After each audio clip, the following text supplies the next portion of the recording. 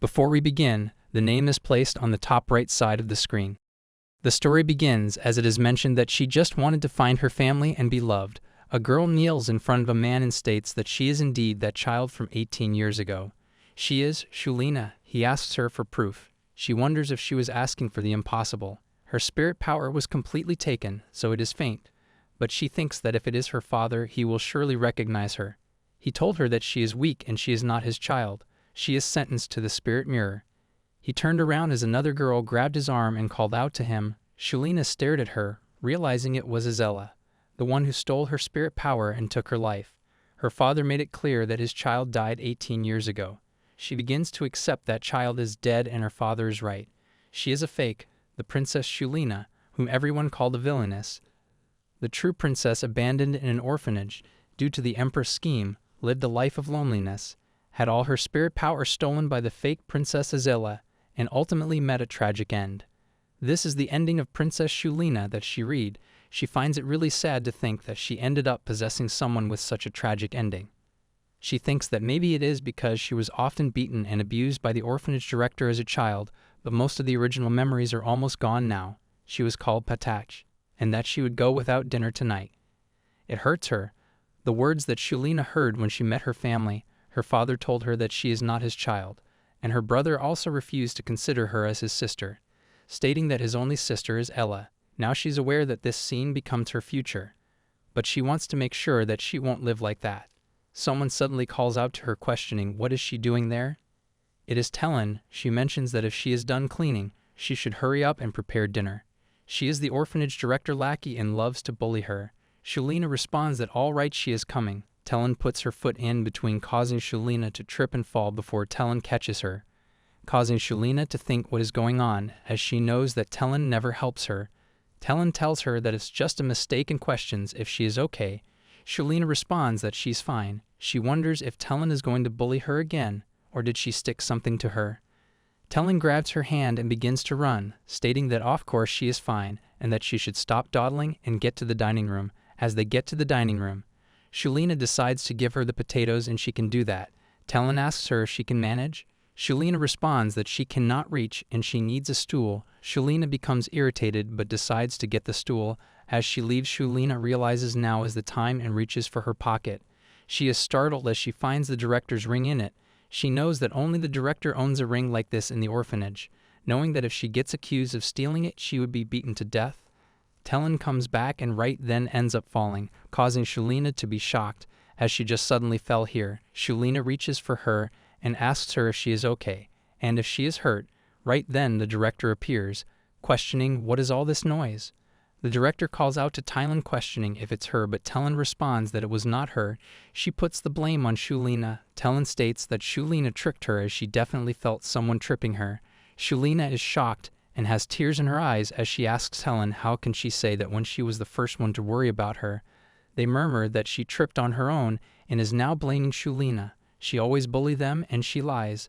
They call Talon a liar before Talon gets up and tells the director that more importantly, the director should search Shulina's body as she saw something shiny in her pocket earlier, stating that it must be the director's ring. The director becomes angry and calls out to Shulina, mentioning that she fed her, gave her a house and raised her and she dared to steal her ring. Telling her that she has got some nerves, she calls Shulina a thief and steps towards her. She becomes frustrated, yelling to Shulina that she's a thief, but Shulina right then takes off the clothes and states that there is nothing and the director can check it herself. Talon states that cannot be the case as she definitely saw Shulina steal it. She asks the director to believe her, but then it turns out that Shulina has not been to the director's office today, and she only cleaned the first floor all day. The other people also murmur that she saw her cleaning the first floor too and states that Talon is definitely a liar. Talon shouts that maybe Shulina stole it before.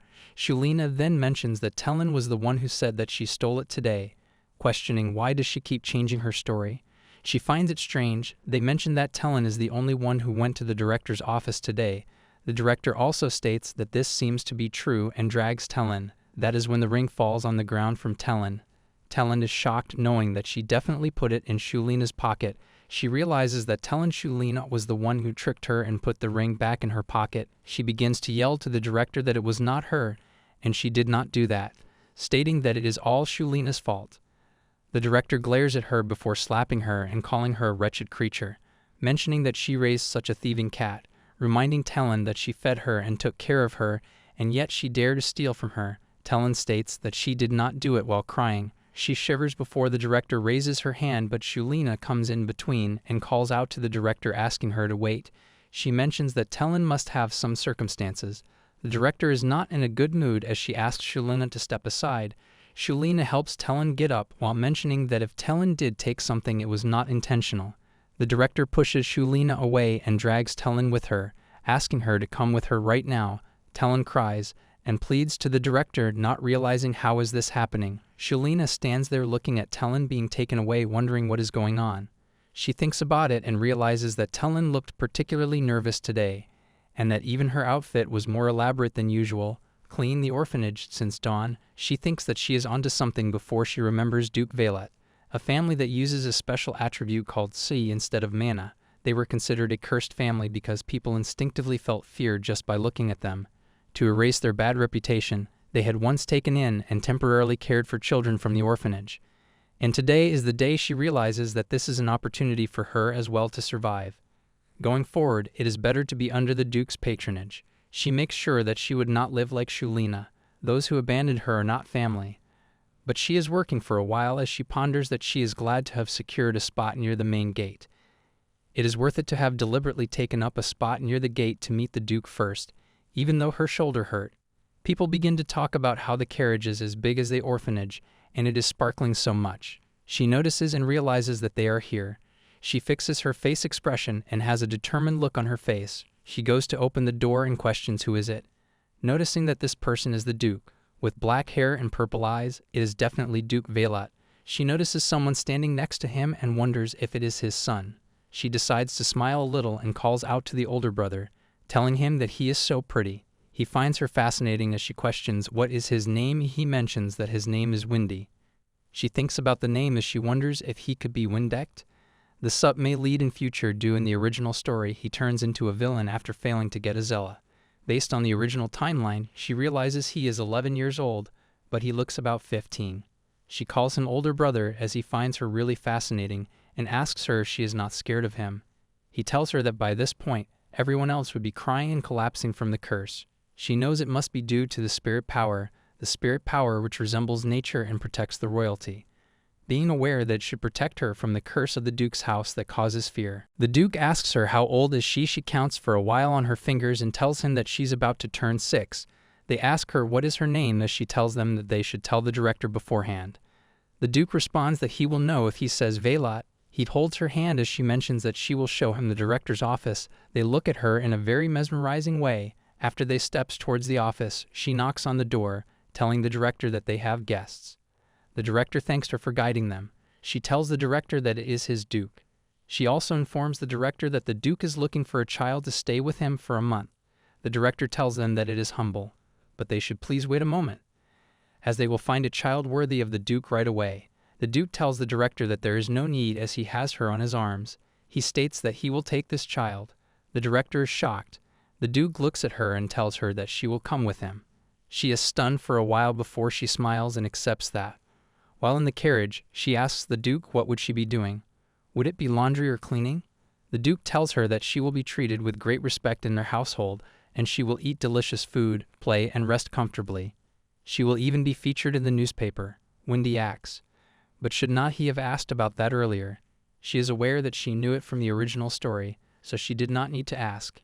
He looks at her and asks her if she is eating well, as she looks like she's already on the brink of collapsing from overwork. Her skin looks withered, as if she has been working too hard. She tries to flex her muscles, stating that she works hard and stay healthy. The Duke tells her that looking at those arms, he will have to prepare only the best for her. His son chuckles, telling the Duke that to fatten up those arms, he will have to go through some hardship. She looks at her smile and becomes really shocked. She finds it really beautiful and wonders if this is the angelic smile. Right then, she's just about to fall before the Duke catches her and asks her if she's hurt. She responds that she is fine and thanks him. She ponders that she was so surprised that she did not expect to be embraced like that. She is aware that her clothes are so dirty. She thinks about how a large embrace that saved her from injury just like a father. But then she shakes her head, telling herself to not have such absurd thoughts. She then looks at Windy Eyes. He tells her that he is not as big as her, as he's also trained as a knight. She thinks that, come to think of it, in the original story, he earned the title of the continent's greatest knight. She tells him that he is so impressive. He questions, but what is the matter? He is told that the other carriage was moving so fast, so they had to dodge. She ponders that a noble should recognize the Duke's carriage, so how can they not apologize when they almost collided with it? Wondering what do they think they are doing?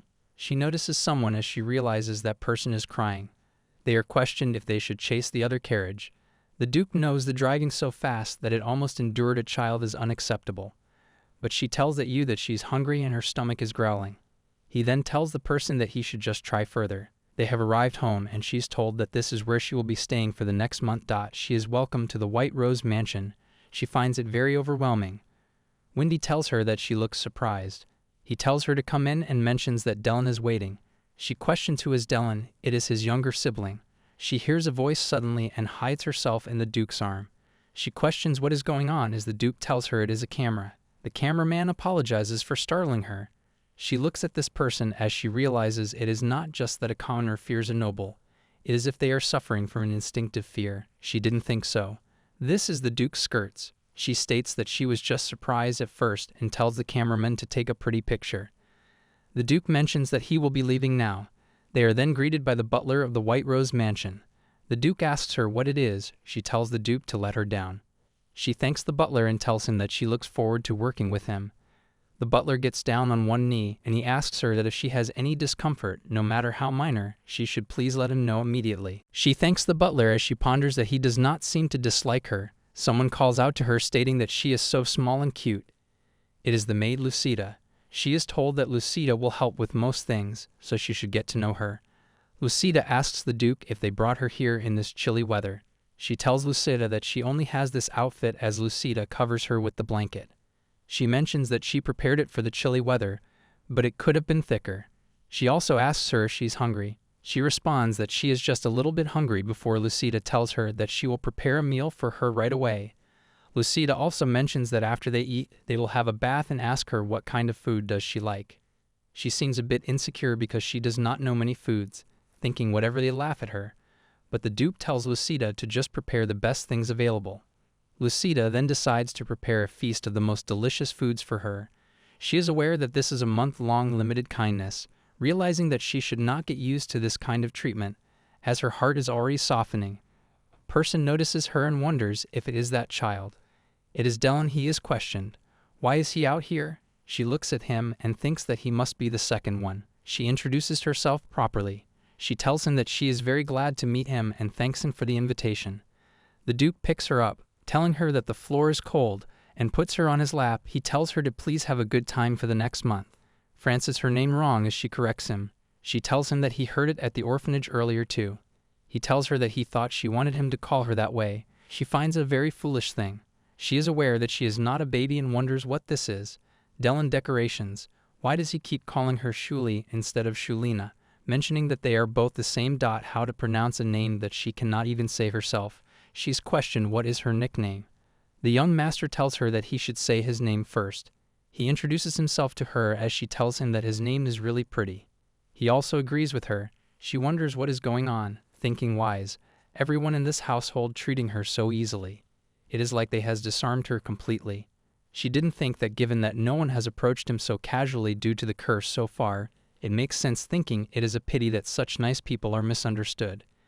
Dylan asks her nickname as she tells him that she does not have a nickname. The Duke thinks about a nickname and questions. How about Shushu? She finds the name Shushu cute. She wonders if the Duke finds her cute. He tells her it is because she resembles Cream Puff. She questions what is Cream Puff. He mentions that if she gains weight, she will look like a soft bread, so they should go with Shushu. She thinks about bread and realizes that is her first nickname. They even find her cheeks resembling it. They tell her that she will like it once she tries it later. The young master states that he thinks the meal preparation should be done by now and questions if he should go now. He has been given the permission as he picks Shushu up. She ponders that she does not feel bad that the young master seems to like her, but why does it seem like the people in this house are so eager to please her? She's aware that she can walk too. Dylan asks his brother that why is he carrying her like a sack. He responds that he should look at her legs, but if she gets hurt while walking around. He also agrees and states that if no one's around then he will also carry her.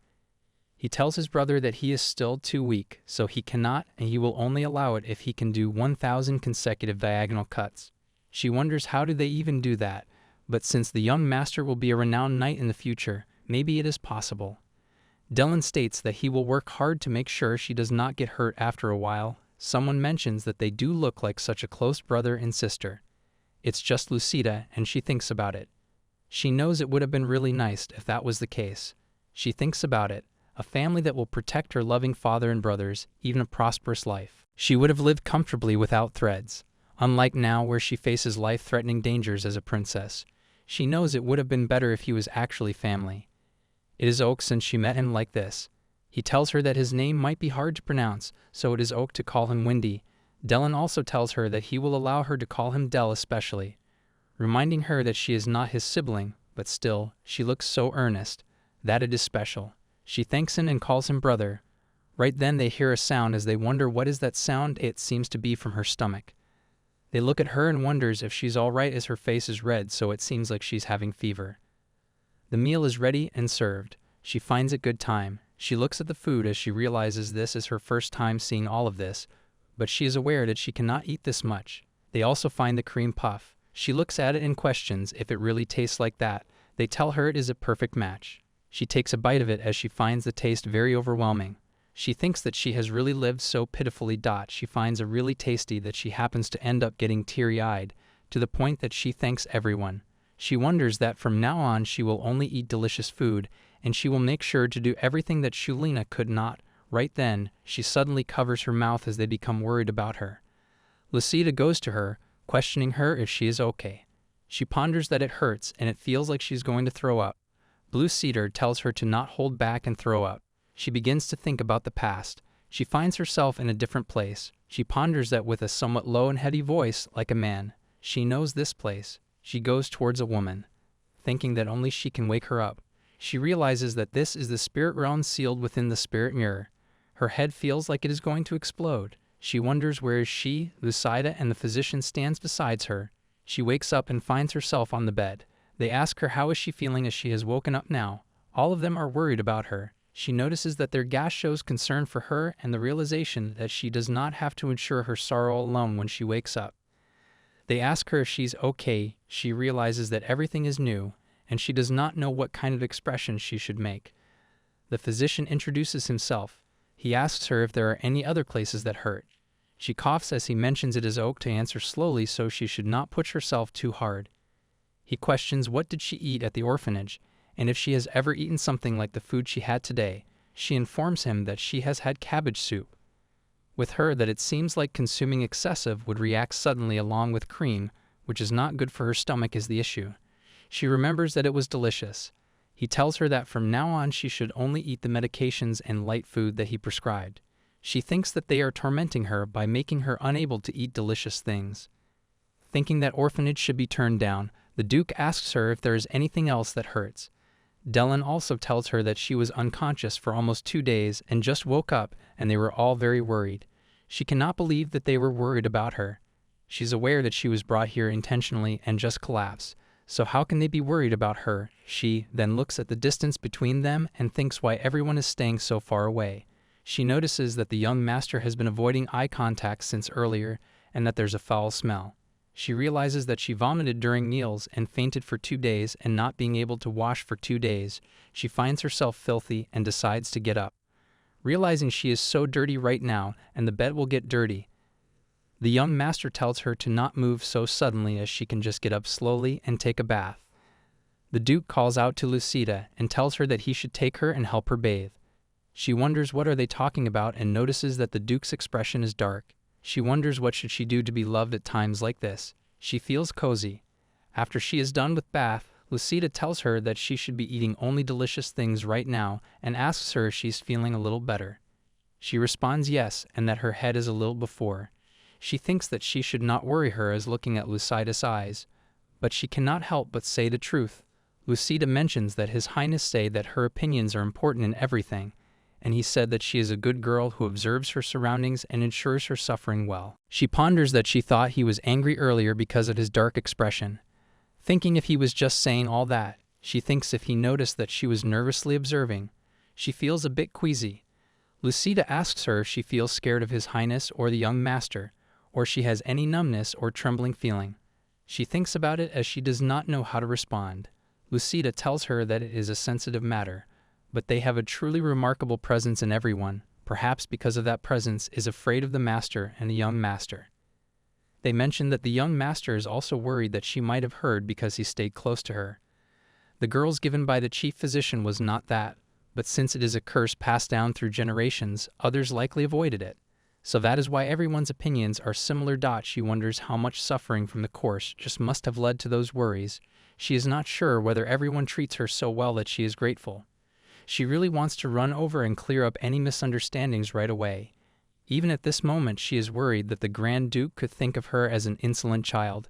Can you see the mentions that she's so glad as she tells her that now she needs to change into new clothes and guides her to the dressing room? She looks at all of the dresses and shoes and becomes mesmerized. Seeing everything shining so brightly, she finds all of them so pretty. Lucida asks her if she happens to like it, and informs her that His Kindness prepared the clothes for her. She tells her that she should come here and she will choose the clothes that she wants to wear. She chooses one of the dress as Lucida asks her if she likes this dress, then she will help her change her into that.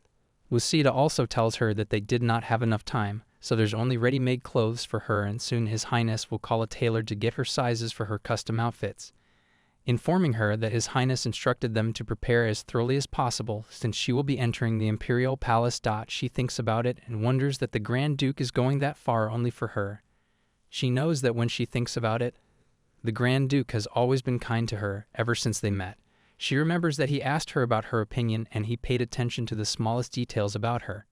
She does not want to hurt him just because of this misunderstanding. She decides to run to him. She wishes for him to please listen carefully. They are shocked to find her as she has tears in her eyes. But she tells him that she hates that the young master is avoiding her. She mentions that he kept avoiding her eyes earlier and it hurt her feelings. She calls out to each of them and tells them how much she likes them. Tensions that she likes this home and everyone here coming from the orphanage. It feels like paradise to her. She has never felt this way before. She is aware that everyone there had no interest in her. They hated her because she was a dirty or fun. No one treated her nicely. In the orphanage, she was a child who was not worthy of love. She was a useless child. For the first time in her life, she has met many good people who are with her. They hug her without a care and hold her hand, and she's so happy for that. No, she thinks that she understands why she felt so uneasy when she was with them. They were like her, just like how she was alone in this world. She was rejected by her family, and the Grand Duke's family was isolated because of the curse. She asks them why are they avoiding her. It makes her feel sad that they are avoiding her. But before that, with His Highness hugs her tightly, she wishes for them to not avoid her anymore, and that they should not hate her please. She tells them to not dislike her because of this. They wipe her tears and tells her that she is not a dirty orphan and she is their sister. It has only been a short time since she woke up. They tell her that she must be exhausted from crying so much as her eyes have become as red as rabbits. They tell her to go inside and wait as His Highness will feed her some soup. She tells him all right. She shows him the dress and asks him if it is not cute. He agrees with her and tells her this is cute. She wonders if His Highness finds her cute too. Like dragonfly wings, she finds the weather so nice before she wonders what is going on. She's aware that she has never worn something with things like this attached to food. His Highness looks at her legs before he tells her they should eat before the soup gets cold. She is shocked that he changed the subject and tells him all right. He places her down and asks her to open her mouth. She seems a bit weird as she eats it from his hand. She finds it really hot. He asks her what is wrong, and if she's okay. Lucida appears and questions what seems to be the matter. His Highness mentions that it seems like she is still in pain. She vomited after he gave her the soup. Lucida asks her if she's okay. She tells Lucida that His Highness gave her the soup without cooling it down first, and it is really too hot. You will see the mentions that she notices she did not cry much and tells her that she is a good girl and tells his Duke that he should blow on the soup before giving it. She gives her cold water and asks her to hold it in her mouth. His Highness tells her that her body is weak so her tongue might be delicate too. Lucida tells His Highness that eating such hot food without cooling it down will hurt anyone. But he is aware that his kids did not have this problem, both that comparing the physical abilities of the Duke's family with regular people is not right. She tells his Duke that he did not do it on purpose, but why is he suddenly giving her soon? He tells her that she is too thin, so she should eat well to grow taller. He mentions that is right. If she eats well and take her medicine to get healthy, then he will give her something special that he has never given to other children. She asks him if that is really the case. He gives her a pinky promise stating that he promises her dad. Meanwhile, somewhere else, someone asked a question if he's alright. He responds that he is fine and asks him to leave from here quickly. He gets on the carriage, and while he's on the carriage he thinks how nice it would be if he could stay inside. He wishes for his dear as he knows that he searched for the child for 6 years. The dead child was cremated within 3 days, according to customs. The empress who gave birth her eyes also died as she could not endure the childbirth due to her frail health. All this time was told to him by the other wife, Empress Elena. Everyone thought it was strange that he was searching for a dead child, but he firmly believed that the child was alive. He thinks that the child could be dead, but he felt the awakening of the spirit power after the child was born. Even though he knew it was irrational, he clung to a glimmer of hope and traveled to all orphanages in the country. He asks Lucas what is he doing. Lucas responds that he's drawing the tasks he needs to do when she comes back, as when she comes back he will teach her swordsmanship himself and he will carry her every day. He cannot wait to see her. He is the eldest son Lucas, who was eagerly waiting for the sibling left by his deceased mother. Lucas was the only one in the imperial palace to believe his sibling was alive. As the gifts for the sibling increased, his hopeful face grew dimmer. Oscilla would go to his father and tell him that she loves him. She would give him flowers. She, the daughter of the weak noble family who was married off for political reasons to become the empress. She is sorry for the child, but Oscilla, whom he did not want when the empress was a daughter, he could not laugh. Everyone said to forget that youngest child and focus on raising the living ones. Even though he could never forget the lost child, he wishes he could see her just for once. He thinks that if he has not found them yet, and he should such thoroughly as he will never give up on her, he will definitely find her. He wonders where is she wandering without even having been held in his arms. He calls out her name as he thinks about her. Dylan calls her as she runs to him, calling him brother, but she thinks why does he keep calling her like a puppy and going back and forth so many times as it is tough. He questions if exercising is making her tired. He asks her to eat this as it is a candy. He mentions that he will give her 2 pieces specially as it is a secret from her brother. She does have it as delicious and that she really likes it. She also calls him the best. He shows it off to the big brother that she finds him the best and likes him the most. He asks him what on earth is he writing every day. Yes, he gives no reaction and it is boring. She also looks at him and wonders if he is recording any activities again.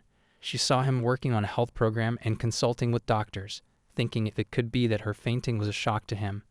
He then calls out to her and asks her to come near. She ponders that here they go again and rushes to him, thinking what can she do? She does have that. She is coming now. But in the middle, Dylan tells her that he will teach her swordsmanship and she should come to him. She realizes it is hard to call her all at once like this. He then rushes to her with the sword, stating that he will then come over there. She becomes scared, thinking if he comes like this you will end up getting hurt. But before that, right then, Master takes his sword and protects her. He shouts at him, telling him that swinging a sword around without understanding the situation if he is out of his mind. Dylan becomes emotional and apologizes and questions if she is hurt. She wonders that he looks like a scolded puppy. She tells him that he is so cute.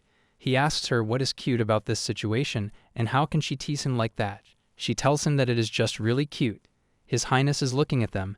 He is informed that the investigation into the orphanage where she was staying is complete. He asks for the report as it is told that the children he saw were in a very staffed condition, and it seems they did not get proper nutrition like the young lady. They are also informed that none of the children were dressed for the season. The whole orphanage was cold except for the director's office. Given the state of the orphanage, it seems the director embezzled quite a bit of money, and that if the funds from the Duke's estate had been used properly, it would not have reached this extent even without personal donations. He wondered how dared to think that they normally rational his grace is this angry, thinking if that little lady might become a young lady. He calls out to the attendant and asks him to bring her here. She goes to him and questions if he called her. She ponders that usually she only sees him during meal times or tea times and wonders what is going on. He asks her to come here and sit down. She does that and wonders why did he call her. He questions what does she think about the orphanage. She asks him why is he asking about the orphanage. All of us return. She realizes his expression is called. She does not think she has ever seen him make such a face and thanks if he is dissatisfied with her and planning to send her back to the orphanage. She wonders that it has only been 2 weeks since she came to the Duke's house and thanks if she did something wrong. She wonders what should she do. She tells herself to think quickly as she can get through this. She wonders if she should take more enthusiastic photos for newspaper promotion, or if she should emotionally appeal to him based on the goodwill that she has, or if she should emphasize her intelligence, or she should do just whatever she's told. She wonders what is the wisest choice. She tells him that perhaps if he is planning to send her back to the orphanage because he does not need her, or if she should go back to the orphanage. He didn't ask her, what is she saying? He tells her that she is saying that she is not needed and who said that. But she's not needed, but she states that he suddenly asked about the orphanage. He apologizes to her, stating that he was too hasty. He tells her that for now, she can take this as her body is completely healed. It is a promised gift. She looks at it, realizing it looks like the usual cream puff. He asks her to eat it before it melts and lose its taste. She finds it cold. He mentions it is an ice cream puff. She does not know how it tastes. She then realizes it is a cream puff that is frozen and eaten cold. There was someone who liked it as much as she does. She thinks if he's thinking of the Duchess, as he said she passed away shortly after giving birth to Dylan. He tells her to just eat it as she looks like she's about to drool. She then tells him that she will eat it and finds it really delicious. She thanks him for giving her such a tasty treat. He mentions that if she likes it that much then she should come often and he will prepare it for her. She then questions if she is not being sent back to the orphanage because he is giving her this again. She tells him, if that is the case, then she knows it very well. She is aware that this is an opportunity to deal with the director who has been tormenting her and the children, and she will report everything. She tells him that the director is a good person. She works hard so that everyone can eat. He asks her if that is really the case. She tells him it is sad that usually excellent people give money for them. What? Such people are rare, so they have to help the director a lot. He questions if they have things to do. She tells him yes, they all work very well. They do swing laundry and cleaning. After breakfast they clean up and do saving until dinner, about 10 hours, and they work hard to make things in. The director sells them to buy food. He tells her that children like her work for 10 hours, or if she has been beaten often. She cannot believe that he called her there. She tells him that she was a useless child in the orphanage, so she learned to clean and do laundry well, to work as a maid in a good house.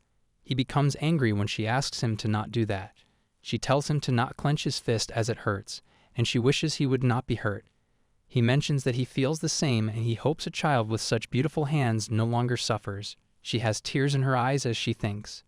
At that moment, her nose began to sting with tears. She tells herself to not cry, thinking this feeling must be Shulina's emotions.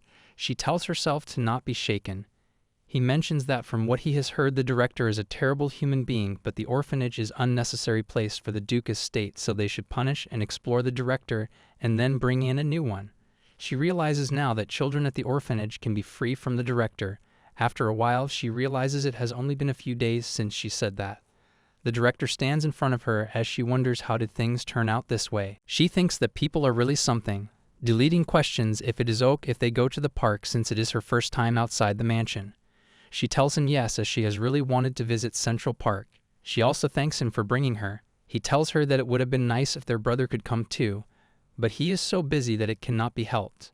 So they should come with him next time together. She tells him that sounds good. Her attention turns towards a girl drinking something. He notices that and asks her if she would like to drink that.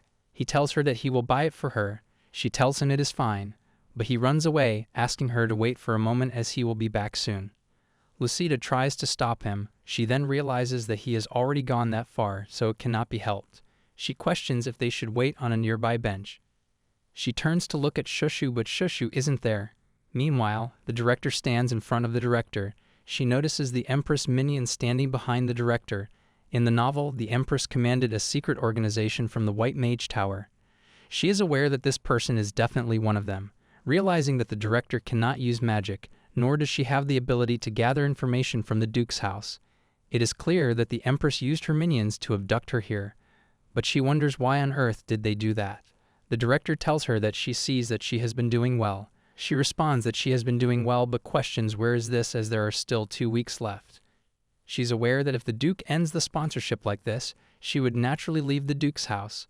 But why go through the risk of abducting her now? The director tells her that even if she is useless, it seems that there is still a place where she's needed, seeing that someone is looking for her. She thinks about the necessary place as the person steps towards her and tells her it has been a while. She thinks that they are trying to drain her power again. They took it away a month ago.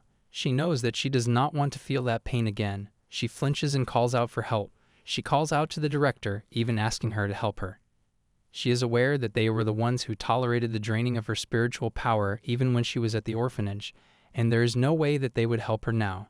She tells herself to stay calm as it is still Oak, and she can change the future. It is not yet the time for the Empress to imprison her. She mentions that she hates it as they did it last time too. The person tells her that it will end soon. In the original novel, and even shortly after coming to this world, she constantly saw the magical tool. She ponders that it is brilliant, the secret of Isella.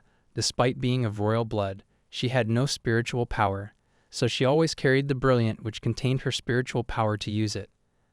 The novel said that Shulina, who was supposed to have Isella's spiritual power, was born with it stolen, but she did not steal Isella's power. With a different mother and Isella, who was born first without spiritual power. She wonders, why is it her fault? Why did she write a nonsensical novel that treats someone who is not the protagonist as a villain? She knows this is just a justification to torment her. She thinks that the brilliant must not touch her. She calls out to the Duke to help her. Right down, the person grabs onto her and asks her to wait. Before anything can happen, she begins to resist the power. A bunch of knights appear. The Duke yells at the person to get his hand off her right now. Dylan calls out to her too. She has tears in her eyes as she realizes they really came. The person creates a barrier between them. She becomes aware that this is a barrier and she cannot escape like this. She knows that they are trying to take her hostage. While the magician is distracted by the Duke, she thinks of something. She notices a glass on the side and grabs it.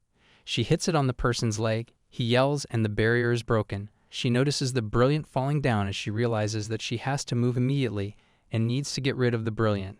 She knows that the Empress and Isella would never give up their spiritual power like this. If they take that, they will definitely come back. This causes her to understand that she really needs to move right now. She has to get rid of the brilliant. If she destroys it, they won't be able to come after her while it is being remade. Young Master hugs Shushu tightly, questioning if she is okay. She's shocked, realizing that it's not the time for this now. She tells him that they need to get rid of that dot. He turns around to look at it. The person tries to grab it. Dylan, with his sword, throws the brilliant away. He mentions that it seems the diagonal cutting practice paid off. He asks Shushu if she saw that, questioning, is not he cool? The young master ponders that Fool is waving his sword again. That person begins to cast a spell. Somehow he ends up holding the brilliant. He smirks, but before anything, someone destroys the brilliant with the sword. The Duke mentions that he failed to control his strength. Dylan tells his father that the person is dead, and he wanted to ask him why he did that to Shushu. His Duke tells Del to not worry, stating that there are still those who can be held responsible. He throws the sword at the director. It passes so near her that it cuts her hair. She falls down on the ground. The Duke mentions that his control over his strength has not been working well lately, expressing that he's very angry right now. She apologizes to him, telling him that she has committed a capital offense. He tells her if she has committed a capital offense, then she should die. But he has many questions, and no matter how much she disregards him, she will still answer. She asks him, how dare someone like that disrespect the Duke? It is impossible. She did what she did, knowing he was just someone like him. Otherwise she would not harm the child she protect. Shushu looks at the director and wonders that the director who tormented her so much is so weak in front of the Duke. She thinks that if Shulina had a bit more strength, if she had found her true identity. Would the director have bowed to her too? Shushu hugs the young master tightly as he tells her that no one will ever harm her again. She knows it is Oak, because now everyone is protecting her. The Duke questions who was with her. She tells him that she cannot say that because if she tells him that she will really be killed. Shushu thinks that normally she would have betrayed and revealed everything long ago. Why is the director keeping silent with some misplaced sense of loyalty? The Duke calls her foolish. He tells her to think that she would still think she could live after doing such things. He tells Windy and Del to look closely. He points his sword, stating that no matter how insignificant it may seem, the potential for trouble must be eliminated. Windy tells his father that he knows he's angry, but reminds him that Shushu is watching. Del also tells him that she is fragile. Seeing that scene will make her faint again. He mentions all right and tells Windy to take her home, and give her warm milk and let her rest.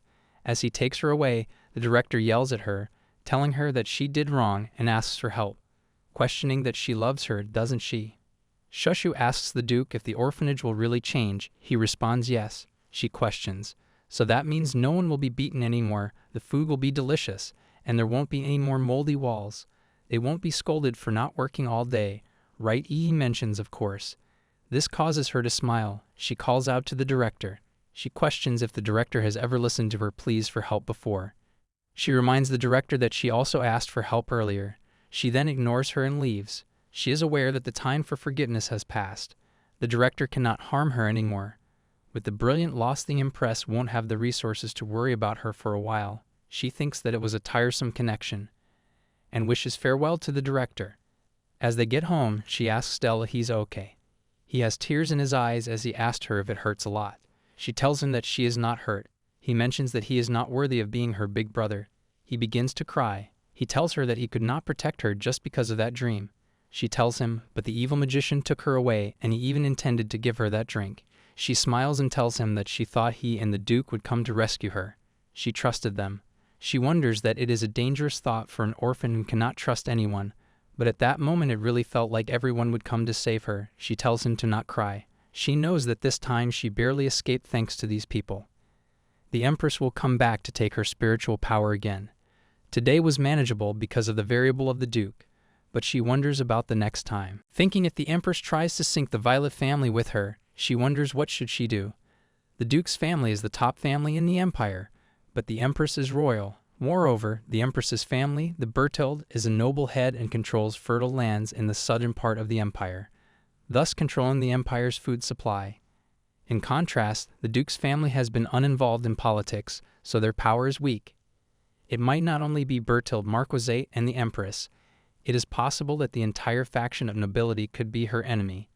She wants to protect these people and everyone. She wonders if they can win. She is told that she was very shocked, so it is Oak now, mentioning that they should rest a little since he will stay by her side until they fall asleep.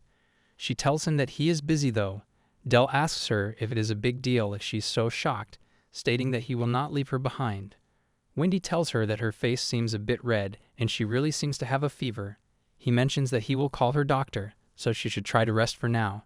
She mentions that she's okay, she's aware that she's dizzy, and she just needs a sip of water. Right then, a bucket of water falls onto her. Both of them are shocked, questioning what is happening. They ask her if she's okay. She suddenly feels cold. They tell her it is okay, and they will keep her warm. They question if she is feeling warm. She feels so cold that she wishes she could warm up by the fire. Right then she's on fire, causing both of them to be shocked.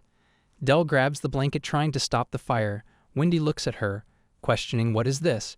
She slowly becomes unconscious, thinking that her body feels strange. Somewhere else, someone mentions that they finally meet. She wonders who is it Wendy or Del? She thinks if she is dreaming. She is told to not be hurt, and calls her contractor. She's aware that hearing this voice somehow makes her feel at ease. But she wonders, what does this person mean by contractor? She knows that something is tangled in her head. She wonders if this is her dream or memory. She is not sure. The person tells her that the seal has not been broken yet, so they can only visit her like this. It is just a moment of pain as the cost of properly manifesting her spiritual power, so she should get better quickly. This time, as she wishes, she will be happy. Telling her to find her soon as she will wait. Del becomes worried and questions why is not Shushu waking up. He shakes the doctor. The doctor tells her that she will wake up very soon, it is just that she exhausted her spiritual energy too much. He tells the doctor that she suddenly collapsed. She was hit by a water splash, and it suddenly became cold, and then she fell down after shooting fire. So how could she have any spiritual energy left?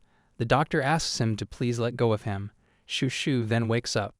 The Duke calls out to her telling her she's awake. He tells her that she really does make people worry, questioning if she's feeling better. She notices that everyone here is the same. She tells them yes and questions about the director. She's told that the director received the punishment she deserved. It is too much for her to know the details right now, but she mentions that she wants to know, and she thinks that she has the right to know. He tells her that the director ran the orphanage, poorly embezzled funds, and also abused and kidnapped her. Considering all her crimes, she was executed on the spot. He tells her that he knows she is disoriented, but he has someone to introduce her to. A person steps in stating that he is a grain. from the Tower of Blue, he came to cause it seems that she has a special ability. She notices that he is a magician. She seems a bit worried as she's told that she does not need to worry because he is here beside her, so it is okay. The magician asks her how did that person torment her. She tells him when the brooch was placed on her, her vision blurred and she lost her strength. It felt like her body was twisting, and it hurt so much that she could not even scream. This has been happening since she was in the orphanage, continuously. The Dake becomes angry, stating that they truly deserve to die. The magician tells her that he's here to help her.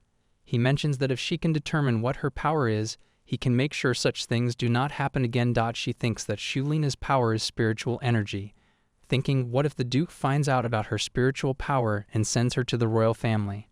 Finding the Emperor's daughter would help her reputation. She thinks about Azella, stating that her dad is her dad only, even though her corrupt mother is dead and dad has forgotten her. Why is she doing this? Even her brothers were like their only sibling is Azella. She's aware that even if she goes to the royal family, no one will welcome her. She does not want to go to the royal family. She becomes a bit scared before the Duke tells her that he already knows a lot. She thinks that the Duke might have heard about her from the director. She can feel the kind gaze and kindness that the Duke always showed her. She thinks that it is something that he will find out sooner or later, so she should just trust the Duke this time. The magician tells her that he's a magician who uses ice magic, so she will be a bit cold for a while. She begins to feel cold as he uses his magic. He suddenly questions what is this. The Duke asks him what is wrong. He mentions, it is not the magic that she used. Del states, but both his brother and he saw the fire and water that appeared suddenly like magic. The magician states he also thought it might be a type of elemental magic, but he senses a special power coming from her head instead of mana. Wendy wonders from her head. Could it be talking about spiritual energy? Del mentions, but spiritual energy is something only direct descendants of the royal family can possess. He questions, does that mean that she is of royal blood? The Duke mentions among the direct royal descendants, the only possibility is the deceased empress, the child who was said to have died right after birth, was alive. The Duke tells the magician that he has completed the confirmation so he can go back now. However, what he witnessed today must not leak out. The magician tells him that he will keep the secret absolutely. The Duke calls out to her. He asks her if she wants to return to the royal family. He mentions that she can tell him if she wants to come back as a princess. She tells the Duke that she does not want that. The Duke asks her why is that. She tells him that if she really were a princess before she went to the orphanage, someone could have protected her, right? But no one did. She grabs the Duke and tells him that she is still just an orphan in the orphanage. She questions if he does not need her anymore. He tells her that an orphan for publicity is not needed. However, instead, he needs a doctor. He hugs her. He gets down on his knees and tells her if she will be his daughter, whom he will protect until the end. He tells her that he was wondering when to bring this stuff. He takes something out, mentioning that this is a treasure that has been passed down to the girls and their family for generations. It has been kept safe since the last child was born over 100 years ago. If she decides to become his daughter, he will take a family photo and place it inside. Even if she chooses not to, his promise to protect her will never change. He mentions that the choice is entirely hers. She's aware that she should answer that she wants to become part of the family right away, but she wonders what if her presence puts the Grand Duchy in danger?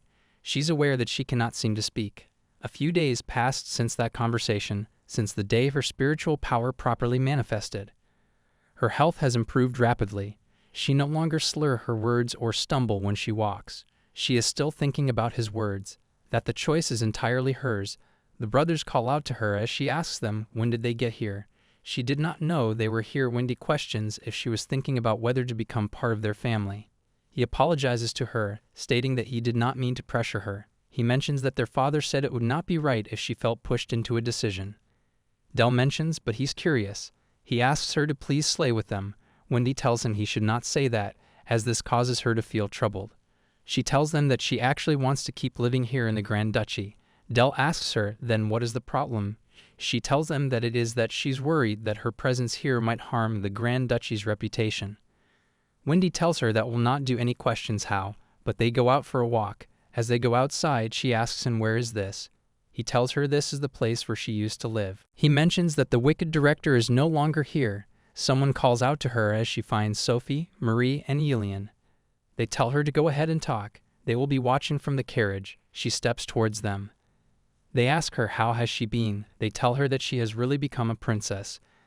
They also mention that they are very thankful towards her as she did not forget about them even after going to the Grand Duchy. She asks them what are they all talking about. They tell her that she changed their orphanage. They said that she was the one who got rid of the director, and thanks to her, they now have a kind new director. They all say that she's so kind and smart that even the Grand Duchy recognized it. She thinks if they all think that she was adopted into the Grand Duchy because she got rid of the director and changed the orphanage.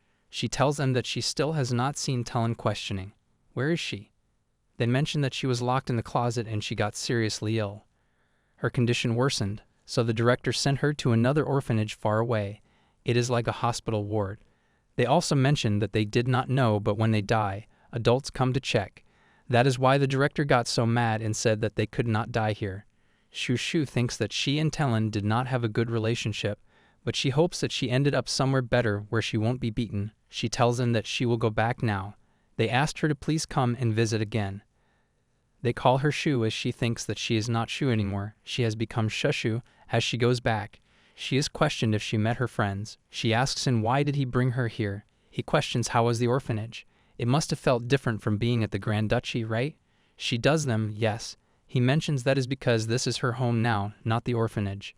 So she should not worry about reputation or background, as she is someone who shines wherever she is. As they get home, she realizes that as soon as they got home, the Duke said he had something to show her and wonders where are they going. She has never been to the 3rd floor before. He puts her down and asked her if she has heard about what this place is. She does him. No, he mentions that this is where their family history is kept. He shows her the portraits and states that these portraits are of their ancestors in the Grand Duchy. He mentions that his is also here, and this is where the portraits of the descendants of the head of the family are still hung. He tells her that the Grand Duchess does not have many children, so there's still plenty of space. She questions what she wonders that he just make a joke about having a place for her portrait. He shows her their founder. He mentions that the founder of Bailat was a dragon. That is why their ears are elongated like that. She questions what is a dragon. He tells her that it looks like a lizard, it has wings, and it is very strong. He wonders how should he explain it so she understands. Right then she hears a noise. She notices someone staring at her as she wonders who is that. He tells her that anyway there are no dragons left in this world and that he should probably show her a picture book with dragons in it.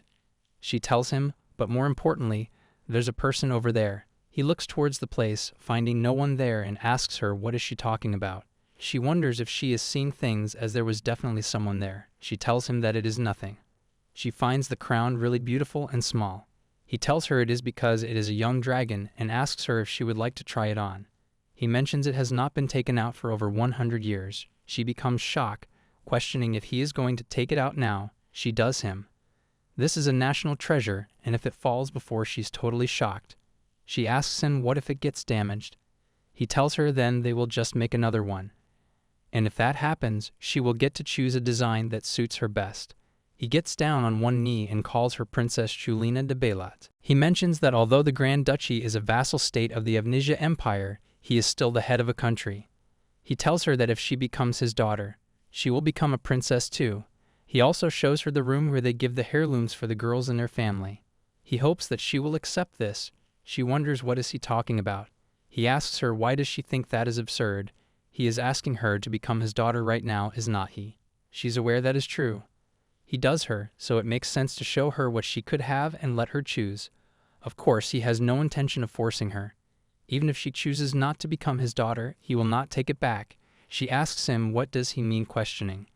Is not this an heirloom? She finds it absurd and asks him what if this room is empty when future girls are born. He tells her that future descendants are none of his concern right now. He's doing his best to convince her to become his daughter. So why should he care about the future daughters? She thinks honestly. The beautiful clothes that she has worn, and a luxurious food that she has eaten in the Grand Duchy. It all felt like a dream, but she's aware that if she gets greedy, she will end up unhappy. She is not sure if she can repair all the kindness that the Grand Duke has shown her. She tells him what she accepts all of this and then refuses to be adopted. He mentions if she's worried about that then she should just become his real daughter. She wonders what should she do and thinks if this person can really protect her and can she protect this person. She mentions that he is not aware of her situation.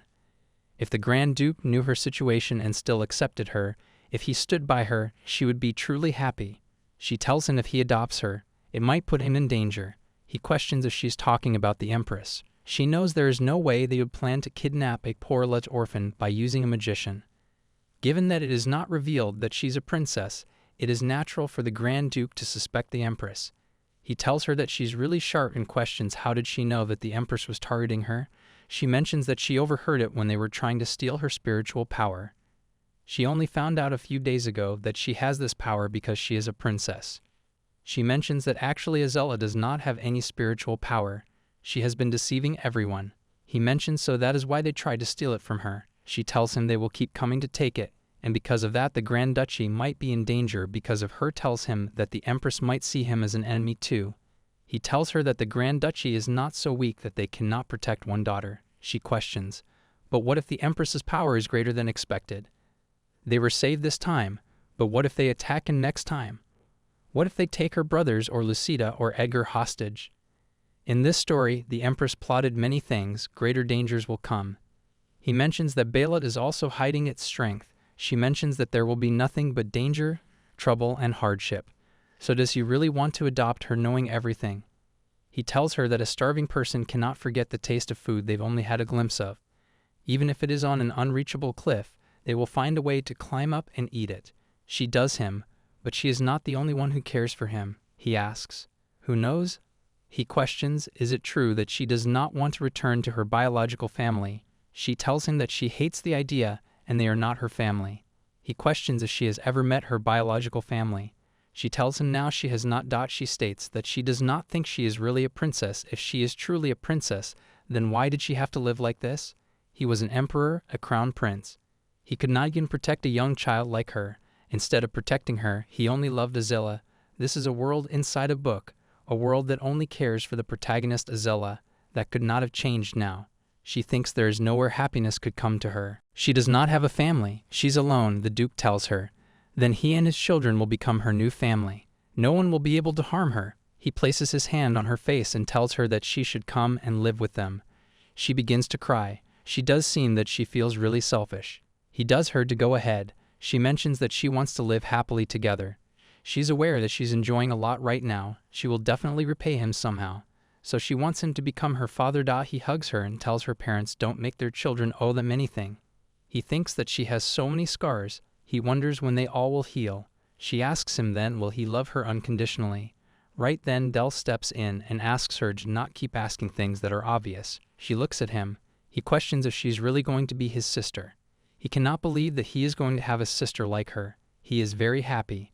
Wendy also tells her that she made a good decision. They promise to protect her, and she protects his happiness too. He tells her that they should always be together. She is aware that these children like her had no one else to rely on, so they were lonely to being loved, expressing love and holding each other close so they're not lonely. She tells them yes, she will always be their family and thanks the Grand Duke. The Duke asks her what kind of book does she like. She wonders so right now, is he going to read a book to her? He questions if she wants to choose which one does she like. She calls him the Grand Duke and tells him she likes this one. He stares at her. She wonders if she chose the wrong one and if she should pick another one. He asks her why is she still calling him Grand Duke as they are now. Father and daughter are not they? She tells him yes and calls him father. He mentions that's nice too, but she should say it with 2 syllables. She thinks about it as she ponders. She can say it easily in her head, but the words won't come out of her mouth. She wonders if it is because of Shulina's memory of being rejected by her family that she cannot even say the right title. But she does not want to give up on even something like this.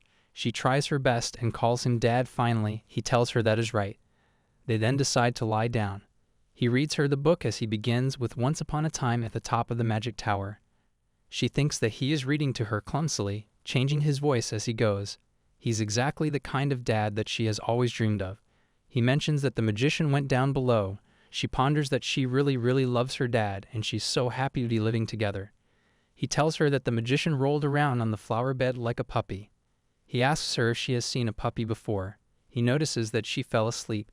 He wishes her sweet dreams. She finds herself in a place which has beautiful flowers everywhere. She wonders if her dad and brother will like it if she gives them some. Someone then tells her to get up, stating that it is dangerous if she pushes any harder. She wakes up thinking, what is this, and notices the scent of flowers. She notices a man tired in front of her. She questions who is this and wonders if this is an assassin, and if they intended to kill her, he would have thrown the sword at her. She notices that there is a sack big enough for her to fit in. She becomes horrified and thinks if the Empress is going to kidnap her. She becomes really scared and yells for help. High Brother in the royal palace feels her aura, if she is still alive. He's aware there is no one to teach her how to properly use her power. He hopes that she is not in danger.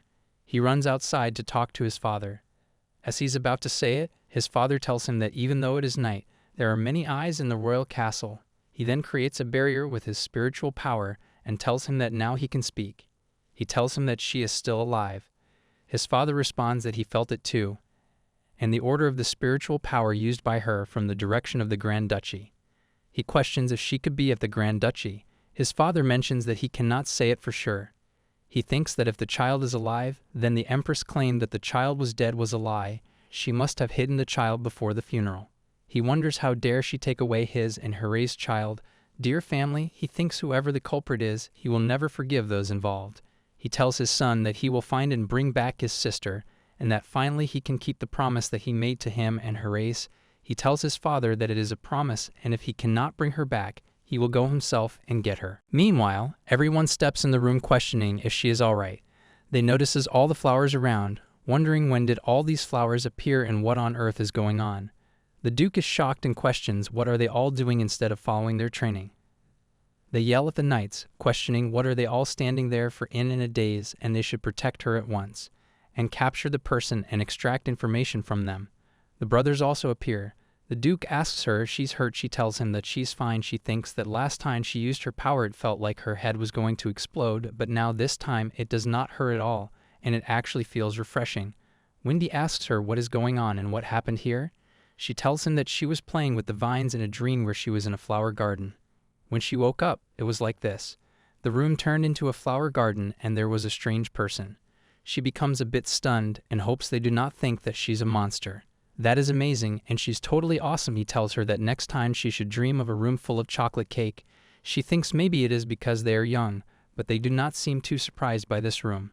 She looks at his due. She checks his expression and thinks that she thought it was no big deal. But judging by his expression, it seems like she might be stronger than she thought. She is making something as she's questioned what is she doing. One of the maid mentions that the lady is making a necklace for her and questions if that is not so cute. She tells Lucy that there is one for her too. After she was officially adopted into the Grand Duke's family, Lucy tells her that she will treasure it. She questions if she made herself just to give it to her. It turns out that the Duke assigned her Sir Hilaron as her bodyguard and Nina as her personal maid. She tells them that she wanted to give something to everyone, so she made it with Nina. Hina responds that she only helped a little with the scissors, as the lady did most of his so quickly that she felt embarrassed. Lucy asks her how did she come up with such an idea. She tells him that Lucy gave her a ribbon, Edgar gave her a handkerchief, Dell gave her a tutu, and Brother Wendy gave her bracelet. Everyone gave her gifts because she became part of the family, so she wanted to give something in return. Lucy finds it really touching and questions if they can help too. She tells her it is okay, and they finished it. They need to go from the first floor and then to the second floor. She tells Lucy that it is still a secret from that. Lucy tells her, all right, she will keep it a secret. Everyone finds it so pretty, stating it is an honor for their family. Everyone mentions that they will cherish it and thanks her. They tell her that everyone's so happy. She knows it is nothing really special. Patient. What is she thinking about? She mentions that she was just thinking that she did not do anything. But everyone welcomed her. She's told their children are meant to be loved unconditionally. She thinks about the world, and conditionally, she remembers them. We're talking about the degree that was issued from the royal capital. Certainly being called a royal, what could it be? Wendy notices her and picks her up. He questions what is she doing here. Dell also appears and questions how did she get here? He asks her if she is here to see the brothers and that he is just too happy to see her. She tells him he should not throw his sword like that. They notice something around Hilaron and question what is this. Dell finds it ugly. Hilaron questions if he's talking about this. He tells him that this metal that he's calling ugly is the most kyanite metal which Shushu made. She tells Hilaran that she is going back as it seems like the brothers do not really want one. Wendy mentions that he never said that and asks him he just gave it to him and not to Dell. Dell is shocked, questioning if she really made one. She asks Wendy if he really wants her necklace. Dell shakes her around, telling her he wants one too. She tells him that she's getting dizzy. Wendy scolds him, telling him that he's making her dizzy. Intel apologizes to her.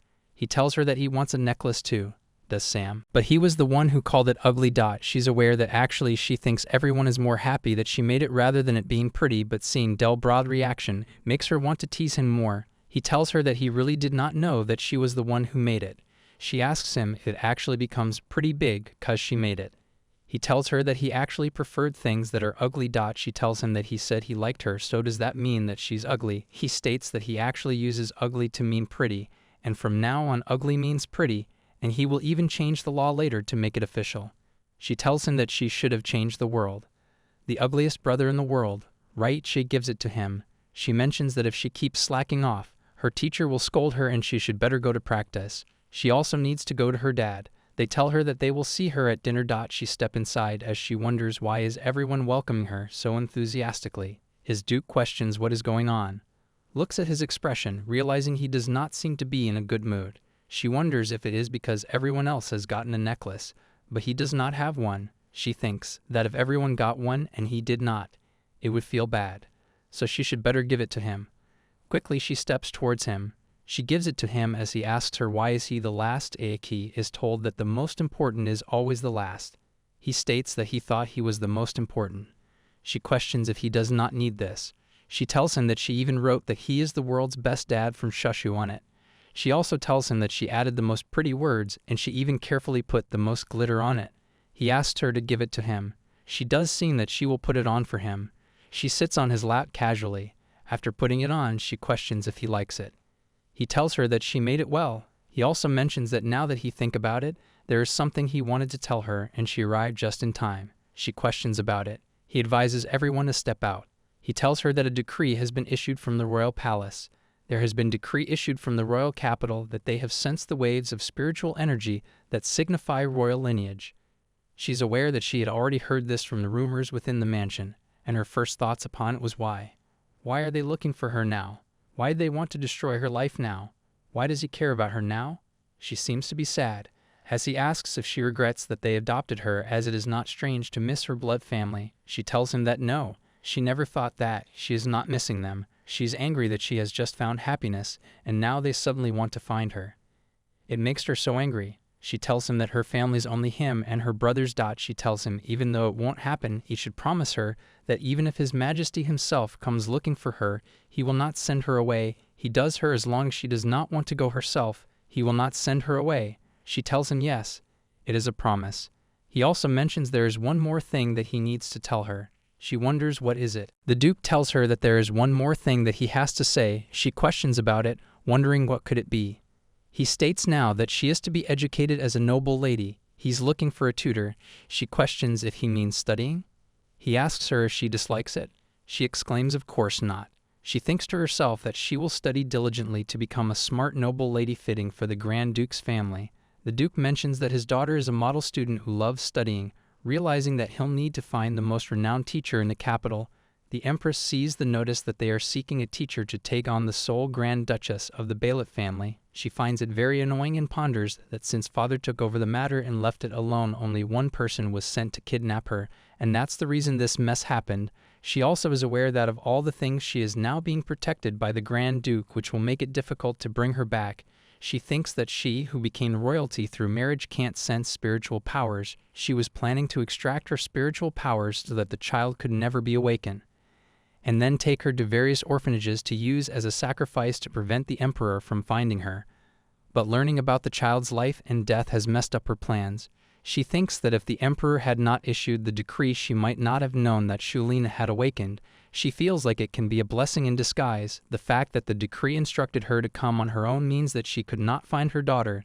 She realizes that she needs to make her move before finding the child. She knows even if the plan goes wrong, it's just a game. Right then, a delightful image comes to mind. She smirks and wonders if she should make the Grand Duke regret taking the child. Shushu greets the teacher, smiling brightly. However, the teacher seems rude and tells her it's no lie that she has not learned etiquettes yet, stating that a subtle smile is a hallmark of a noble lady. She is Professor Lima Bain of the Royal Academy. She tells Shushu that smiling with visible teeth often looks vulgar, stating it seems like she hasn't yet learned due to circumstances. and unfortunately it looks like there are still traces from her days as a common orphan that haven't been corrected. Shushu notices her eyes, seeing pity in them for her. She is aware it's a different feeling compared to when Lucy, father, and her brothers pitied her. She then tells Shushu that it is alright as changing something innate is very difficult, so that is why she's here, and tells her they can make her a splendid noble lady through this class. Shushu realizes that something feels off, wondering if she is acting like a common orphan girl now. She wonders what it means to act like a noble, questioning if one has to be excellent to be a noble lady. The teacher tells her that her punctuation is precise but asks her to try again. Shushu becomes really scared and starts again, but the teacher is not satisfied and makes her repeat. Even after another try, the teacher tells her that she heard that she was smart, but she is disappointed compared to what she expected. Shushu knows that Lucy and Nina both praised her for speaking maturely. She wonders if they only said that to be considerate.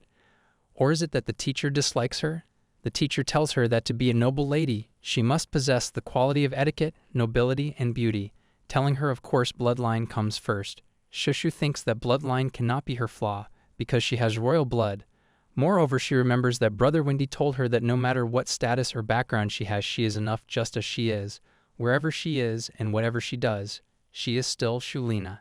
She tells the teacher that she is still a noble lady, the only Grand Duchess of the Bailiff family. The teacher responds that is not what she meant, but Shulina states that the teacher has continuously ignored her and didn't even greet her when she came in. The teacher questions if she ignored her, stating that was to motivate her, but Shulina doesn't stop and tells her that is not it, and reminds the teacher that she only kept mentioning about her past, which has nothing to do with the class.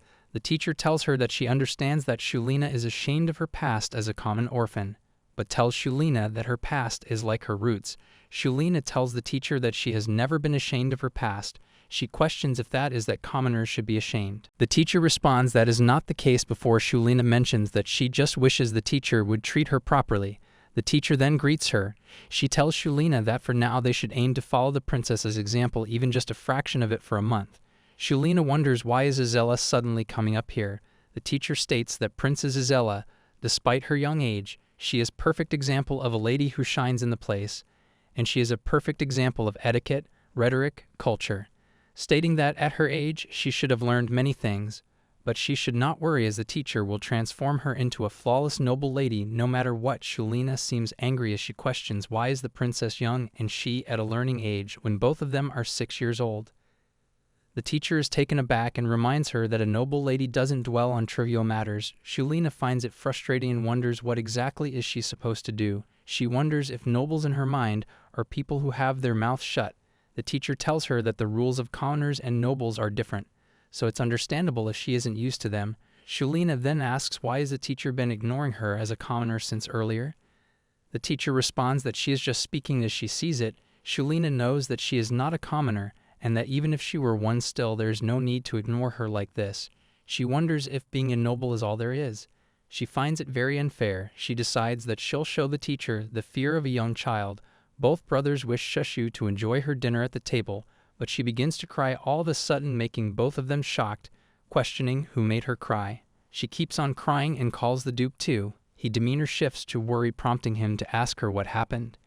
He asks her why she is crying all of a sudden. She is aware she was just trying to shed a single tear.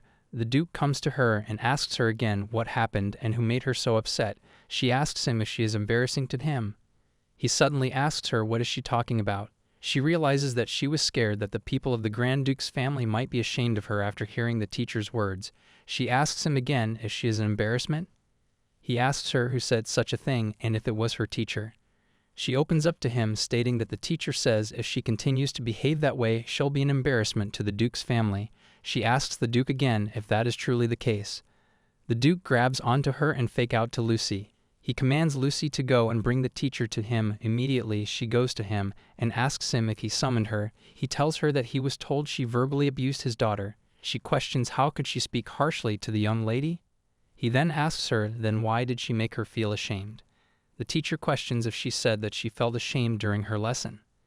He looks at her coldly as he states that his daughter is only 6 years old, and she suddenly came home from her lesson asking if she should be ashamed of her past. He asks her what exactly did he teach her. She mentions that while getting to know young lady, naturally her past came up, and it seems she felt a bit of embarrassment. She wonders that considering the curse makes it hard for him to even stand, and if she should call him impressive. He mentions that his daughter has no need to be ashamed of her past. The teacher states that the young lady simply felt a sense of inadequacy, and recognizing someone's shortcoming is essential for growth. Being aware that it is a process that many children go through, Shulina wonders if she misunderstood, or is it that she is deliberately confusing her words just because she dislikes her? She tells him that children naturally express whatever they feel. In education, an objective evaluation is crucial, and to be blunt, the young lady cannot be compared to her peers in the capital. Shulina wonders why is she speaking so well, thinking if she is trying to divert attention. The teacher states that under her guidance she will make sure that she becomes the epitome of a lady, someone who will bring honor to the ducal family and become a perfect. Before the Duke intervenes, asking her to hold on, the Duke asks Shushu who is she. She questions she's Daddy's daughter. He responds exactly, she is his one and only daughter of the ducal family, and she doesn't need to be compared with anyone in the capital. If anything, others should be striving to emulate Shushu. The teacher responds that it wasn't her intention. She was merely trying to motivate her by educating her on the qualities of the typical noble lady. The Duke states that he finds his daughter incredibly adorable, and on top of that she is utterly lovable. The teacher questions if that's the case. The Duke states that is why he swore that he won't let anything bring tears to her eyes, and tells her this means that the teacher is fired. The teacher is shocked as she mentions that is just a bit of misunderstanding. He responds that she is fired regardless. Shushu wonders what about her studies then. She questions the Duke what will happen to her teacher. The teacher also responds stating this is a problem as she must be the one to teach the young lady. Shushu knows that she is insisting that she must be her teacher. The teacher states that if she leaves like this her reputation will be ruined, stating she'll restructure the lessons to better suit the young lady. Shushu wonders why is she so desperate. Thinking that this seems suspicious, Shushu tells the Duke that is true she was upset at the teacher, but cutting her off immediately might not be the best idea. Shushu knows that she is kicked out like this, it's going to leave a bad feeling for sure. Duke tells Shushu that making her upset is such a serious offense, and asks why does she not learn from a more famous and kind teacher who is even better at teaching. Shushu is aware this calls for the ultimate move, the cute plea strategy. Shushu acts cute and tells the Duke that she really wants to learn from this teacher. She asks if the Duke will grant her this request, right? The Duke mentions that since it's her first request he can't say no. He thinks that his daughter is so sweet and her heart is so gentle, and tells the teacher that if he sees tears in his daughter's eyes again, it'll be over for her. This causes the teacher to be stunned. Shushu is thinking that the teacher did seem suspicious. She feels like she needs to look into it. Right then she looks to the side and mutters Nina. She realizes it's her and stands up. She questions who is she. She knows this is strange as she has never met her before, but she seems really familiar. She tries to touch her, but her hand passes through as the person tells her to be careful. Shulina mentions that she can't hear her well and asks if she can say it again. The person repeats it before disappearing in thin air. Shulina realizes that she's gone and wonders if that was really a ghost. She thinks that saying be careful might mean that she is talking about the teacher. She is aware that come to think of it she hasn't appeared in the newspapers yet, so information about her isn't widespread. But the teacher seemed to have her information from the very beginning. She also insisted that she must be the one to teach her, and as the professor at the Imperial Academy, even if she is dismissed, she has plenty of places to go back to. The capital and the ducal territory are far apart, realizing that it shouldn't damage her reputation that much. The more she thinks about it, the more uneasy she feels.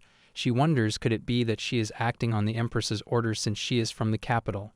She is aware that there is no harm in being careful, so for now she should keep a close eye on the teacher. After some time she is sitting in the garden as Nina appears, asking her if she is cold and telling her that she brought a blanket. Nina comes to her and asks her if she was upset all day because her nightgown got ruined. Shulina asks Nina how did she know. Nina responds that she overheard the laundry maid talking about it in the hallway. She tells Shulina to not worry as she'll replace the ribbon with a new one. Shulina thanks her but then questions if she really is such a bad person. Nina becomes stunned and asks her what is she talking about. Shulina knows that burning the ribbon was on accident, but it was the first gift that she got from her dad, so she got upset. Nina tells her that it was a nightgown that she treasured, so of course she was upset. Nina tells her that she does not need to worry about someone who just gossips before stopping midway. Shulina responds it is okay, and she is already aware that there are people in the estate who dislikes her. Nina is shocked as she questions she knew. Shulina mentions that she has grown up reading people's faces a lot. She can tell who dislikes her, And who does not? Nina mentions that even knowing that she still worries about them, stating that there is no one kinder than her. Nina then adds that since they are on this topic, she remembers that she saw the teacher talking with the maid. Shulina questions if it's Professor Lima. Nina responds yes, the reason she found out why she was upset was because that maid was complaining to the professor. Shulina thinks so after the meeting with her father she was quiet, but then she went behind her back to gossip. Shulina thinks that Professor Lima, who always emphasizes nobility, must have some motives for getting close to the maid. Shulina commands Nina to bring the laundry maid to her.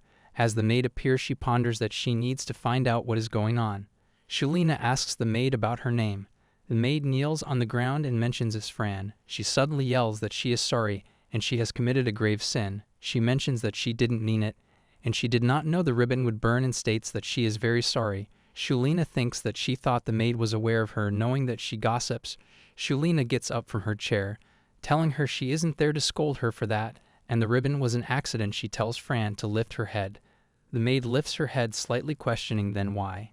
Shulina mentions that she actually needs another person maid, and the maid did good for being honest and telling her about the mistake right away. The maid questions if she is saying that she wants her to be her personal maid. Shulina responds yes, that is the case, and she'll let her father know about it. The maid thanks her so much and becomes really happy, thinking it is a complete turnaround and that she is moving up in the world, and now goodbye to the damn and dusty chores, and she'll have a comfortable job just as she had dreamed. Nina asks her if she is really going to make that maid a personal maid like her.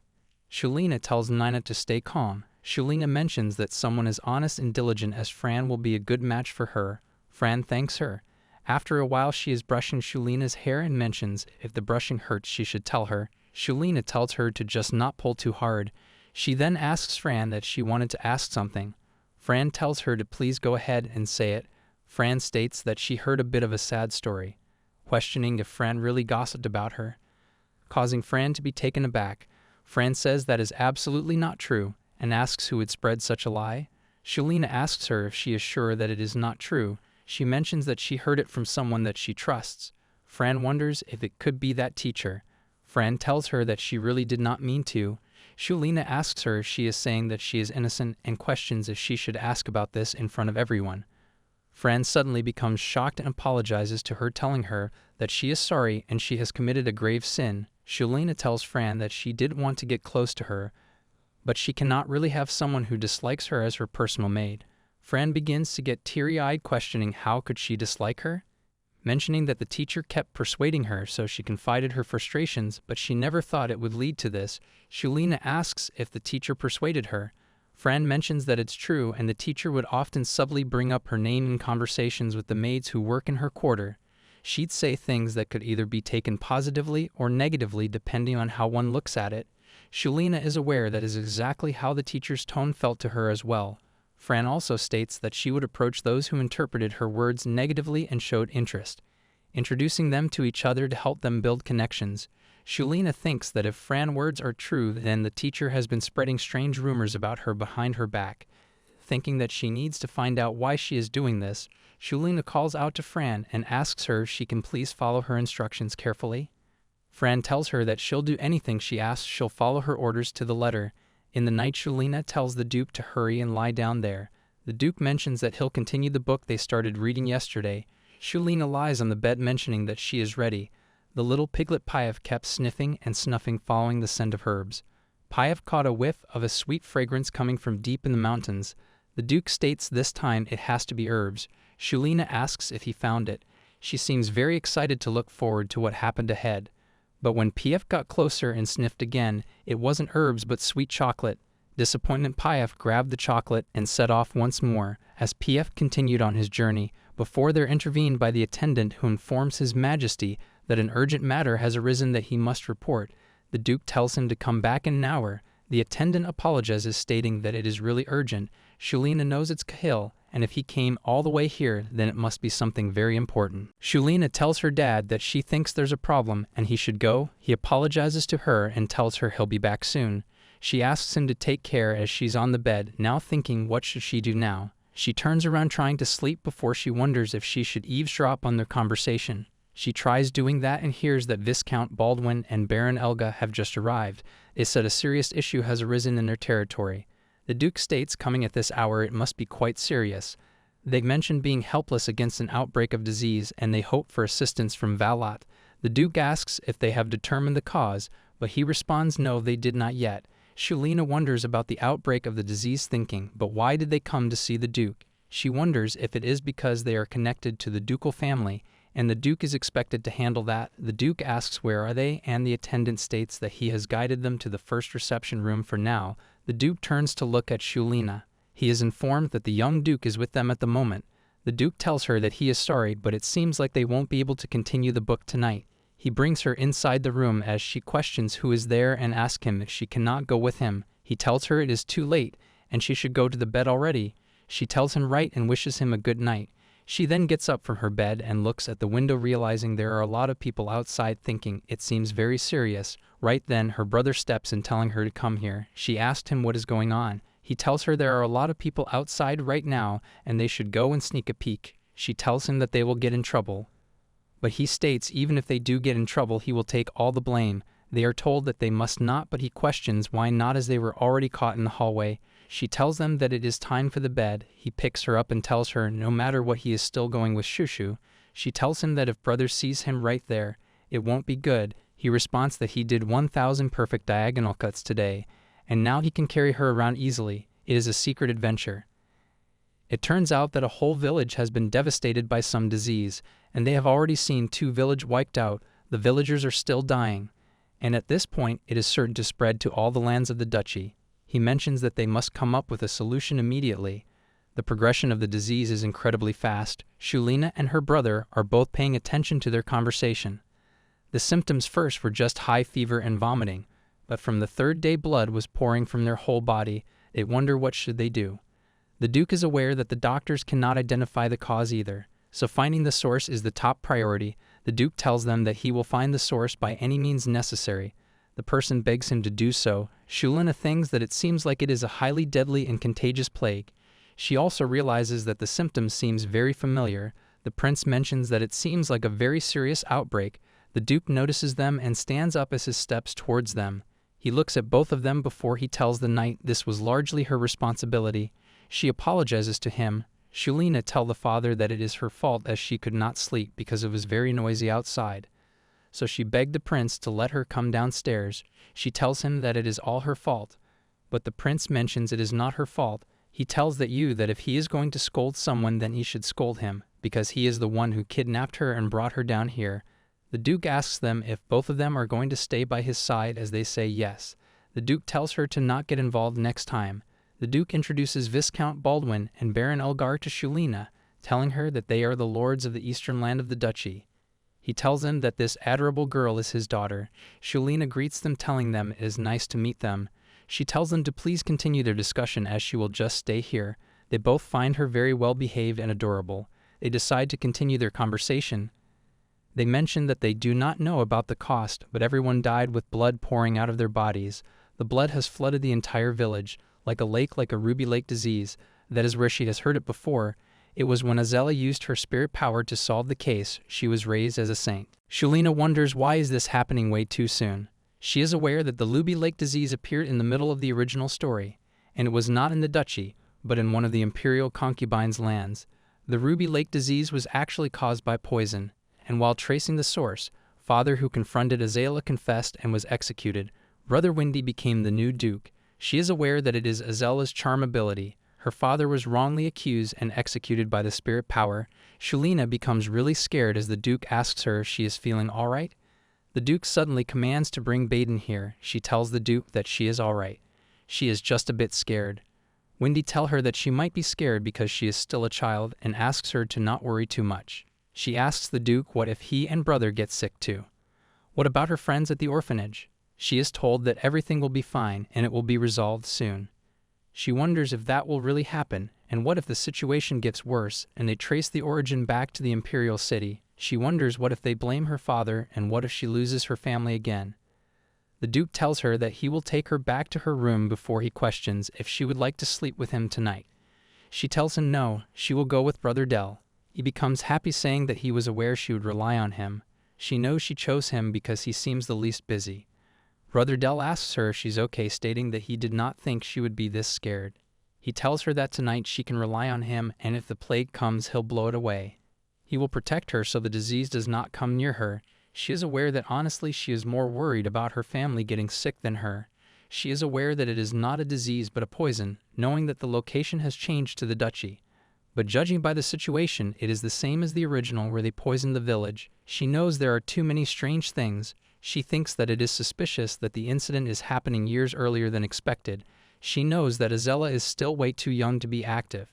She wonders why would they poison them before she gets up from the bed, thinking could it be. She asks her brother if someone was falsely accused. Who does he think would the culprit be? He inquires her what is she talking about all of a sudden.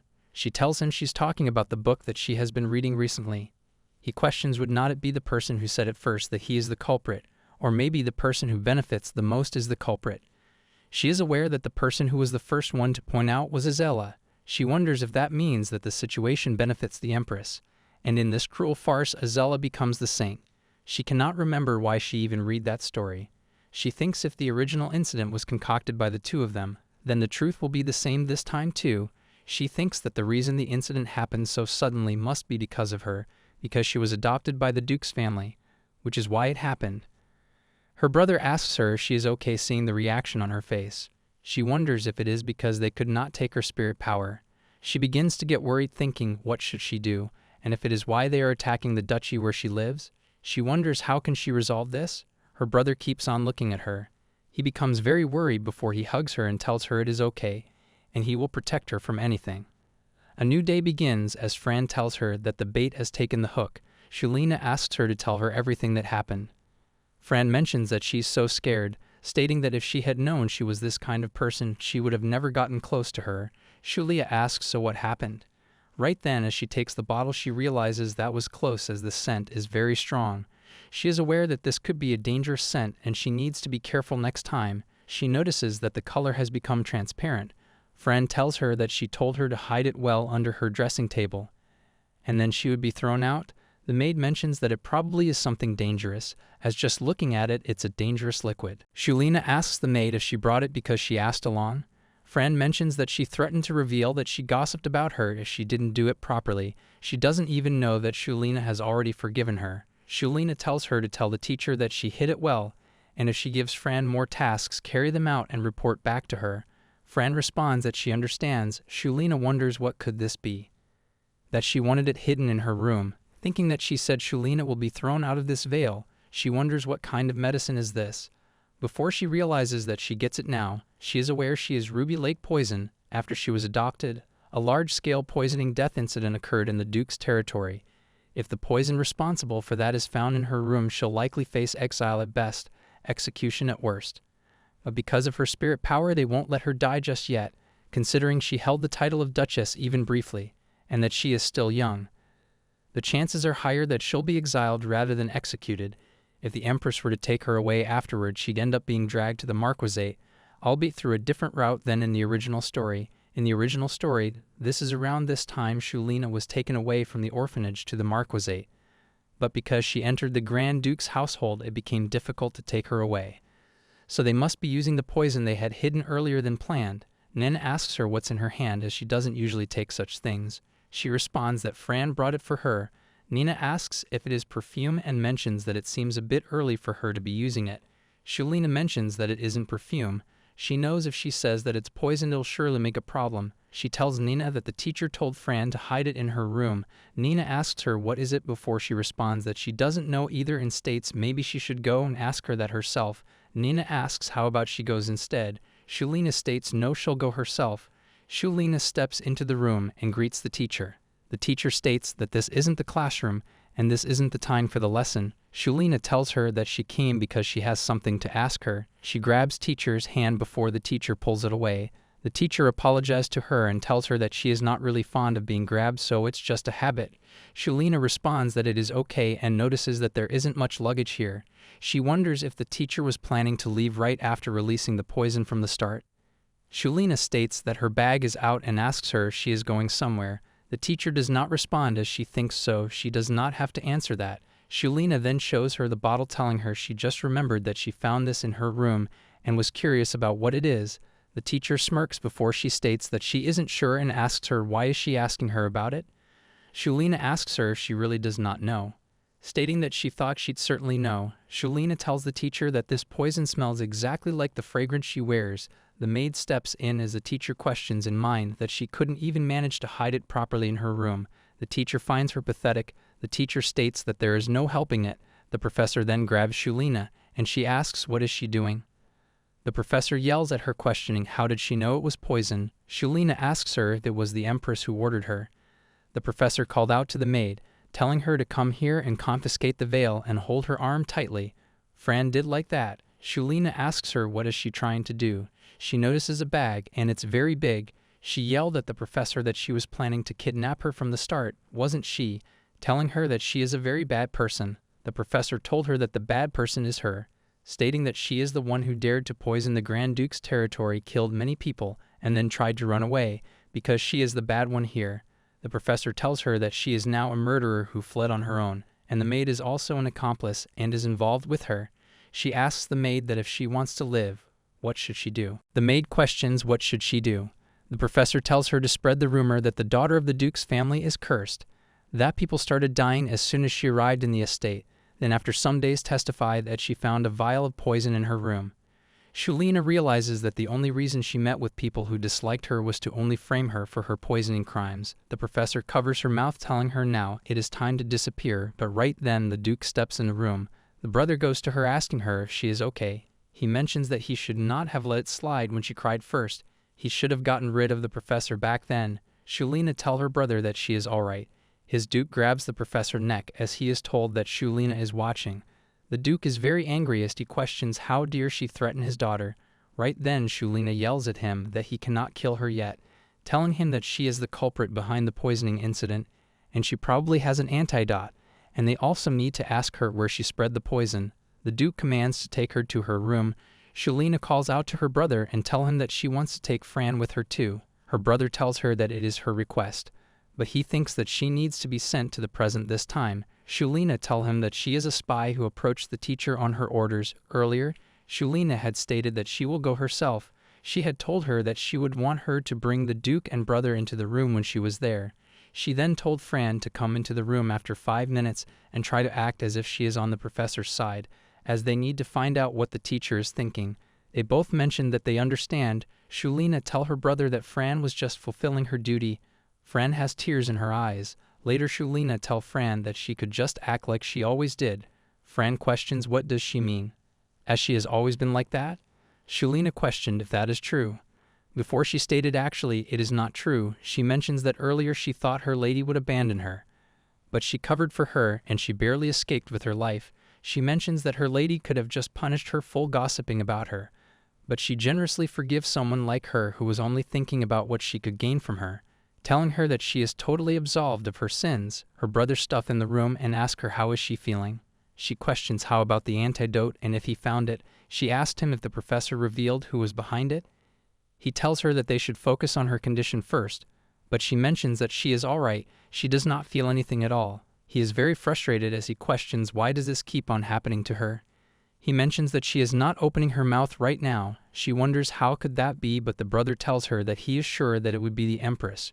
She tells her brother that even if they know who it is, they cannot protest against it, since they do not have the way to confront the Empress, being aware that if they approach this carelessly, it would only lead to charges of defaming the royal family. She questions what about the antidote. He tells her that the antidote does not exist for this poison. She becomes shocked, questioning what does he mean, and how can it be possible. She asked him how did they treat it then. He tells her that it seems like she never planned for what could happen afterwards. She wonders how could this happen as she is royalty. Was not she supposed to be responsible for the caring of the people? Innocent people died coughing up blood. Even if they were the citizens of the Grand Duchess territory, they were still her people too. She is aware that this is unforgivable. Her brother tells her that father will be here soon. He is just finishing up determining the punishment and handling the aftermath. She states that he must be very busy. Her brother tells her that she almost got kidnapped today. She cannot get used to this, and it is not something to be taken lightly. She tells him that she had figured out who the culprit was, and she called Dad and her brother ahead of time, so she thought nothing would happen. The Duke asked her what if the person who tried to kidnap her had been a mage. It is her father. He points out what if they had taken her before he could arrive? She tells him that is not what she means. He asked her what if they had put a blade on her throat. What if that person in desperation had put poison in her mouth? It could have been a very dangerous situation, she tells him, but thanks to that they got the information that they need. If she had not stepped in, no one would have suspected the teacher. She just wanted to save people. He tells her that no one wants their young daughter to be the one gathering information. He tells her if she had gotten hurt and gone missing. She realizes that he is very upset. She realizes that her dad is very upset, and it is not what she wanted. She was not really thinking of saving many people, she just didn't want her dad to suffer. She apologizes to him as he asks her to come to him. She goes to him as she hugs her tightly.